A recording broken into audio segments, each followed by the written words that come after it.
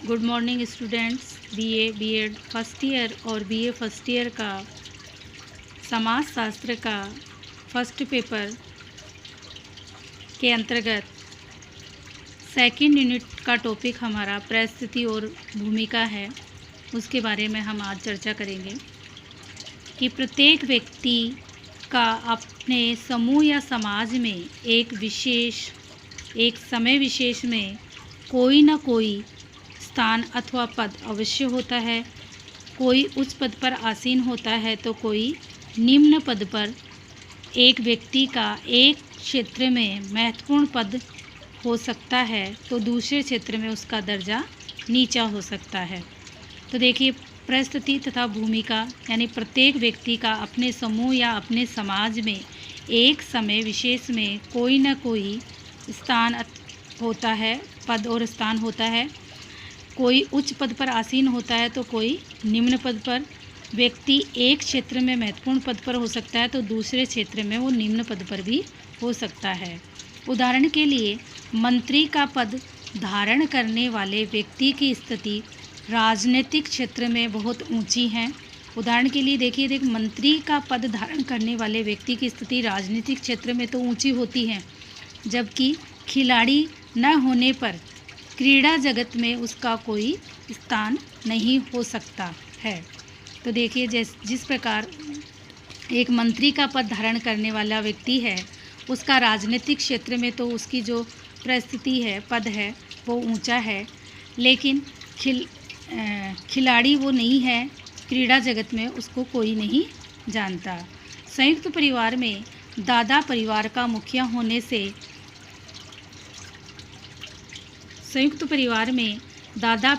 मुखिया होने से सम्मानीय व शक्तिशाली व्यक्ति माना जाता है, जबकि वही व्यक्ति किसी ऑफिस में चपरासी होने पर अधिकारी एवं क्लर्क की तुलना में नीचा माना जाता है। देखिए, संयुक्त परिवार में दादा परिवार का क्या है, मुखिया है, सम्मानीय है, सबसे शक्तिशाली व्यक्ति है, जबकि वही व्यक्ति अगर ऑफिस में चपरासी है तो वो अधिकारी और क्लर्क की तुलना में नीचा है। एक हरिजन मेजर का स्थान सेना में ऊंचा है। एक हरिजन है, उसका सेना में तो मेजर का स्थान है, जबकि जाति व्यवस्था में वो क्या है, नीचा है। इस प्रकार एक व्यक्ति का समाज में अपना कोई न कोई पद व दर्जा होता है, जिसे समाजशास्त्रीय भाषा में क्या कहा जाता है, परिस्थिति कहा जाता है। यानी परिस्थिति किसे कहा गया है कि एक व्यक्ति का समाज में अपना कोई न कोई पद या दर्जा जो है, उसी को हम परिस्थिति कहते हैं। और एक परिस्थिति धारण करने के फलस्वरूप व्यक्ति से जिस प्रकार के कार्यों की समाज सामान्यतः अपेक्षा करता है तथा उसके अनुरूप वह जो कुछ करता है, उसे उसकी भूमिका कहते हैं। तो देखिए, परिस्थिति और भूमिका क्या हुआ कि जिसे समाजशास्त्री परिस्थिति और भूमिका क्या हुआ कि एक व्यक्ति का समाज में अपना कोई न कोई पद होता है, वो तो होती है परिस्थिति। और उस परिस्थिति धारण करने के बाद व्यक्ति जिस प्रकार का कार्य करता है या समाज जिन कार्यों की उपेक्षा करता है, वो उसकी क्या हो गई, भूमिका हो गई। प्रत्येक समाज की संरचना एवं संगठन का निर्माण विभिन्न व्यक्तियों के द्वारा धारण की गई सामाजिक परिस्थितियों एवं भूमिकाओं के व्यवस्थित संयोग से होता है। इसलिए बीर स्टेट लिखते हैं कि समाज सामाजिक परिस्थितियों का जाल है। बीर स्टेट क्या लिखते हैं कि समाज है वो क्या है, सामाजिक परिस्थितियों का जाल है। अनेक परिस्थितियों के व्यवस्थित रूप से मिलकर एक संपूर्ण समाज का निर्माण करती हैं। अनेक परिस्थितियां अपने व्यवस्थित रूप से मिलकर एक संपूर्ण समाज का निर्माण करती है। समाज में उनके महत्व एवं उपयोगिता के आधार पर परिस्थितियों के साथ सम्मान एवं शक्ति जुड़ी हुई होती है। तो देखिए, समाज में परिस्थितियों को व्यवस्थित रूप मिलकर संपूर्ण समाज का निर्माण होता है और समाज में अनेक महत्व एवं उपयोगिताओं के आधार पर परिस्थितियों के साथ सम्मान व शक्ति जुड़ी होती है। प्रत्येक सामाजिक परिस्थिति एवं भूमिका का संबंध सामाजिक आदर्शों, मूल्यों एवं मानदंडों से होता है। तो प्रत्येक सामाजिक परिस्थिति और भूमिका का संबंध सामाजिक आदर्श, मूल्यों और मानदंडों से होता है। एक परिस्थिति को धारण करने वाला व्यक्ति वैसा ही व्यवहार करता है जैसा उस परिस्थिति से संबंधित मानदंडों द्वारा उपेक्षित और मान्य होता है। एक परिस्थिति को धारण करने वाला व्यक्ति वैसा ही व्यवहार करेगा जैसा उस परिस्थिति से संबंधित मानदंड, नियम बने हुए हैं। एक पिता, एक पति, एक खिलाड़ी, एक राजनेता, एक प्राध्यापक, एक डॉक्टर, एक इंजीनियर, एक दुकानदार, एक छात्र आदि किस प्रकार से अनुरूप उसी प्रकार से वो भूमिका निभाएंगे। यानी ये तो एक पिता होना, एक पति होना, एक खिलाड़ी होना, एक राजनेता, एक अध्यापक, एक डॉक्टर, एक इंजीनियर, एक दुकानदार, एक छात्र, ये सब परिस्थितियाँ हैं और इसी परिस्थिति के अनुसार समाज में वो भूमिका अदा करेगी। ये सामाजिक नियमों द्वारा तय होता है। परिस्थिति के अनुरूप भूमिका के निर्वाह की स्थिति को हम परिस्थिति एवं भूमिका का संतुलन कहते हैं। तो जो परिस्थिति के नियमों के अनुसार भूमिका का निर्वाह करते हैं, इसको हम परिस्थिति एवं भूमिका का संतुलन कहते हैं। ये संतुलन ही सामाजिक संगठन का मुख्य आधार है। जो ये संतुलन है, यही सामाजिक संगठन का मुख्य आधार माना गया है। इसके अभाव में समाज व्यवस्था विखंडित होने लगती है। इसका अगर अभाव होगा तो समाज व्यवस्था है वो विखंडित होगी।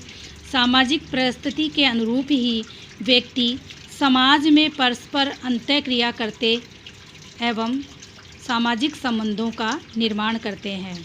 यानी कि जो सामाजिक जो परिस्थिति और भूमिका का संतुलन है, ये क्या है, सामाजिक संगठन का आधार है और इसके अभाव में समाज व्यवस्था है वो विखंडित हो जाती है।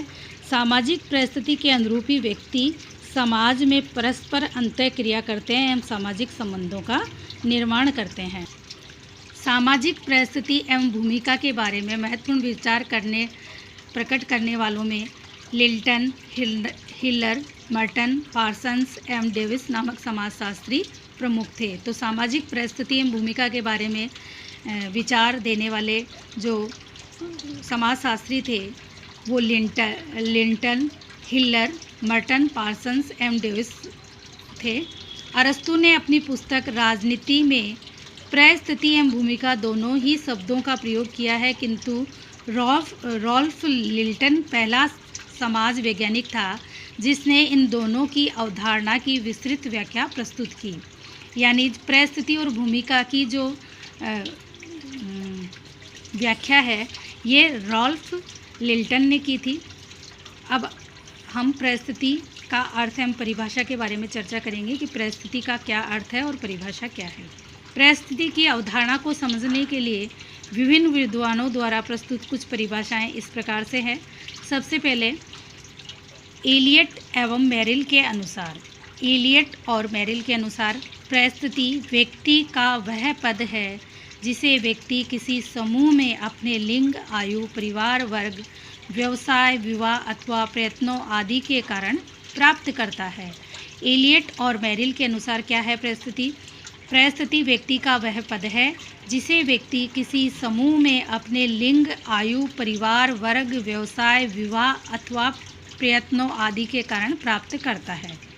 आगबर्न तथा निमकॉम के अनुसार परिस्थिति की सबसे सरल परिभाषा यह है कि समूह में व्यक्ति के पद का प्रतिनिधित्व करती है। समूह में व्यक्ति के पद का प्रतिनिधित्व करती है क्या? परिस्थिति। लेपियर के अनुसार सामाजिक परिस्थिति सामान्यतः उस पद के रूप में समझी जाती है जो एक व्यक्ति समाज में प्राप्त किए होता है।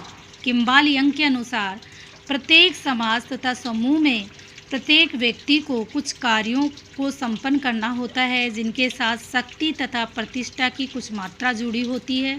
शक्ति तथा प्रतिष्ठा की जिस मात्रा का हम प्रयोग करते हैं वही उसकी परिस्थिति है। किम्बालियन क्या कहते हैं कि प्रत्येक समाज तथा समूह में प्रत्येक व्यक्ति को कुछ कार्य संपन्न करने होते हैं जिनके साथ शक्ति तथा प्रतिष्ठा की कुछ मात्रा जुड़ी होती है, और शक्ति तथा प्रतिष्ठा की जिस मात्रा को हम प्रयोग करते हैं उसी को क्या कहते हैं, परिस्थिति कहते हैं।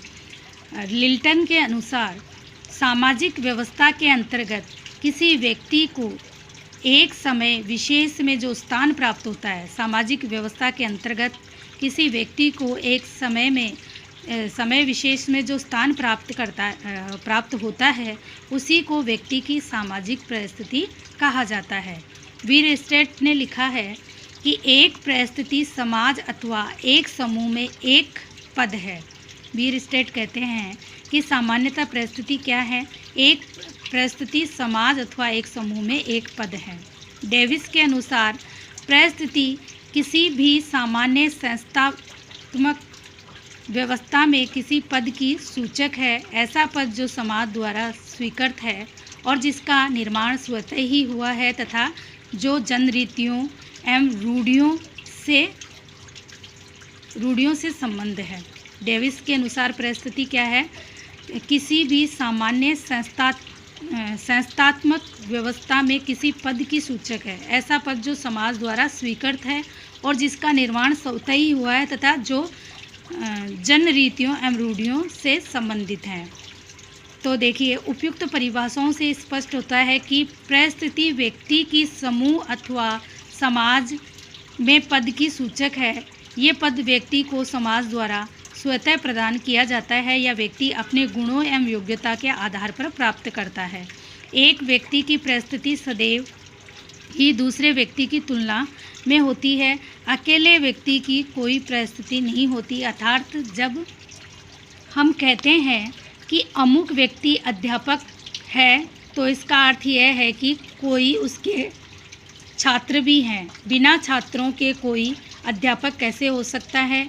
इस प्रकार से जब हम कहते हैं कि अमुक व्यक्ति नेता है तो इसका अर्थ यह है कि कुछ व्यक्ति उसके अनुगामी भी हैं, क्योंकि बिना अनुगामी के हम नेता की कल्पना नहीं कर सकते। इस प्रकार एक परिस्थिति को दूसरी परिस्थिति के संदर्भ में देखा जा सकता है। परिस्थिति शब्द एक और तो श्रेणी के विचार को प्रकट करता है और दूसरी ओर व्यक्ति के व्यवहार का बोध कराता है। परिस्थिति एक व्यक्ति के दूसरे व्यक्ति की तुलना में प्राप्त अधिकार एवं कर्तव्यों की परिचायक भी है। साथ ही प्रत्येक परिस्थिति के साथ कुछ सामाजिक नियम, मूल्य और मानदंड जुड़े होते हैं और प्रत्येक व्यक्ति से ये अपेक्षा की जाती है कि वह उस परिस्थिति से संबंध इन मानदंडों का पालन करे। ऐसा न करने पर उसकी आलोचना की जाती है। एक व्यक्ति समाज में एक साथ अनेक परिस्थितियां प्राप्त करता है, किंतु वह किसी एक अमुक परिस्थिति के द्वारा समाज में जाना जाता है। उदाहरण के लिए एक व्यक्ति प्राध्यापक है, पिता, पति, मामा, भाई एवं पुत्र आदि विभिन्न परिस्थितियों के साथ धारण करता है। तो देखिए, एक अध्यापक है, वो किसी का पिता है, किसी का पति, किसी का मामा, किसी का भाई है, किसी का पुत्र है, यानी कि विभिन्न परिस्थितियाँ उसने धारण कर रखी है। किंतु समूह तथा समुदाय में वह किसी एक प्रमुख परिस्थिति से ही जाना जाता है। लेकिन जाना किस नाम से जाना जाता है कि वो अमुक व्यक्ति क्या है, एक अध्यापक है। तो ये परिस्थिति है कि परिस्थिति क्या है। परिस्थिति एक समय विशेष में जो स्थान व्यक्ति का होता है वो होती है परिस्थिति।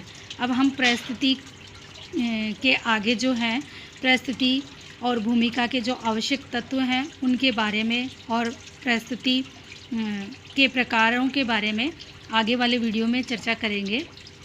आशा करती हूँ आपको समझ में आया होगा। धन्यवाद।